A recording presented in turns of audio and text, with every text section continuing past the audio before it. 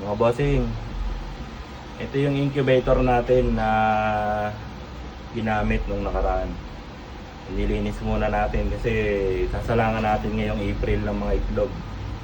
Ito siya, ganito lang siya kasimple. 48 capacity lang po ito mga boss. Yan, assemble ko para makita nyo po sa isa.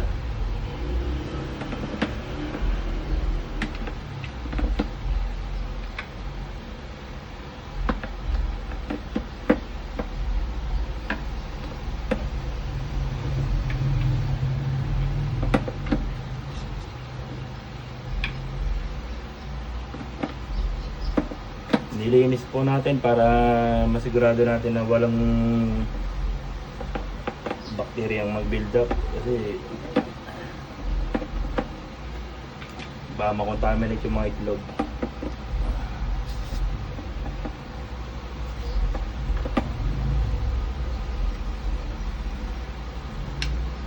Ito po yung nabili natin sa TikTok na incubator.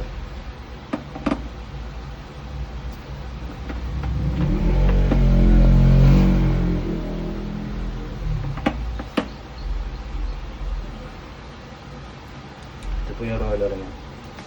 Ito po yung isang paikot niya mga bossing. Ina-assemble lang din po yan. Ito po. Yan. Dinudugtong lang po. Hindi ko lang po inano na to kasi naka-set up na siya sa akin. Nilinis lang po kasi ito. Pero ito lang po yan.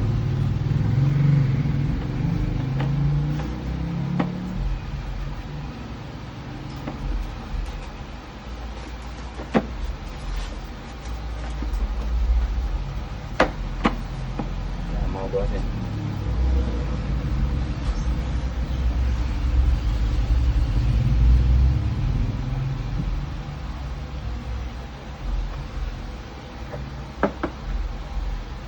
Itong wire na to mga boss, bali para po yan dito.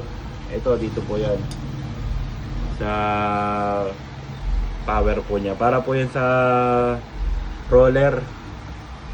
Ito po. Para po sa pag-ikot ng roller. Pagka yung 18 days na po, kung sabay-sabay po yung salang nyo, tatanggalin nyo na po yung connector na ito. Dito po siya kinakabit mga boss. Ito dito. Yan, di-disconnect nyo lang po siya pagka 18 days na. Para hindi na umikot yung roller niya. Ito po yun mga boss. Ito po. Ito po yung loob ng incubator natin mga bossing. Meron siyang blower. Yan. Ito naman po yung saksakan niya ng plug. Mga boss, ito po. Ito, ginagamit po ito pag yung magka-candling po tayo. Ito po. Yan. Ito naman po yung sa monitor ng temperature niya. Yan, dito po yun. Pero automatic na po ito eh. Antimano pag binili nyo, nakasetup na po siya ng 37.8. Ito na po yun. At may butas din po siya rito mga boss para natural na singawan ng init. Tsaka nakakalabas-masok yung hangin para sa humidity rin niya. Tapos ito po, para po ito dun sa battery. Pag sakaling mag-brown out, may battery po kayo. Pag binili niyo po ito, may kasama po siyang plug para sa battery. Ito po, dito po sinasaktan. Nilinis po kasi natin mga bossing kasi salangan natin ng bagong mga itlog.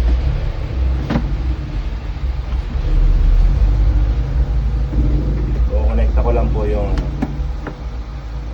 sa roller niya. Ito po mga boss. Siguro din niyo po tama yung pag-connecta niyo nito mga bossing kasi pagka baka hindi tama yung pag-connect niyo.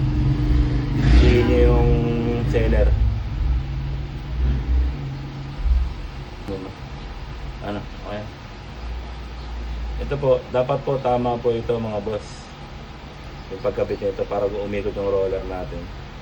Kasi pag mali po ang pag-connecta nyo na ito, hindi po iikot yan. Yan po. Ipa-plug nyo lang po yan dito mga boss.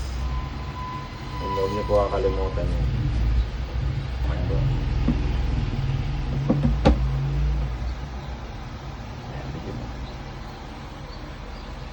Boss, ito yung tubig niya. Ito po. Ito yung lalagyan natin ng tubig. Yan.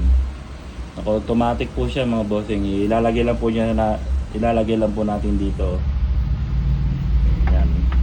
Siya na po yung kusang magkakarga ng tubig sa incubator kung kailangan.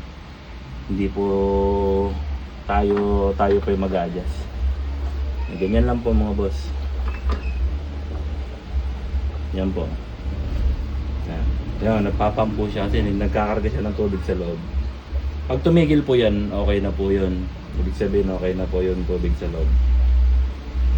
Yan, ganyan lang po yung ginagawa natin sa incubator natin na ginagamit mga bossing. Yan lang po mga boss. Salamat, sana po makatulong po sa inyo. Sa TikTok lang po namin to binili. Itong incubator na to. Yan mga bossing. Salamat.